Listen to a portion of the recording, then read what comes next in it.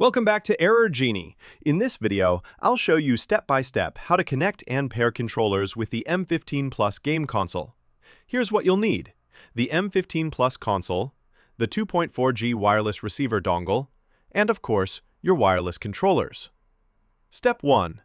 Plug the 2.4G receiver into the USB port of your M15 Plus console. Step 2. Turn on the M15 Plus console. You'll see the light indicator glowing to confirm that it's powered on. Step 3. Press the power button on each of your wireless controllers. You'll notice the lights come on, showing they're ready to connect.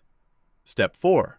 The controllers will automatically pair with the console. No manual setup required.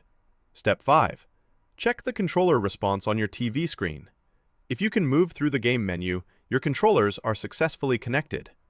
If your controllers don't pair, try restarting the console, reinserting the receiver, or resetting the controllers. And that's it! Your controllers are now ready to use with the M15 Plus game console.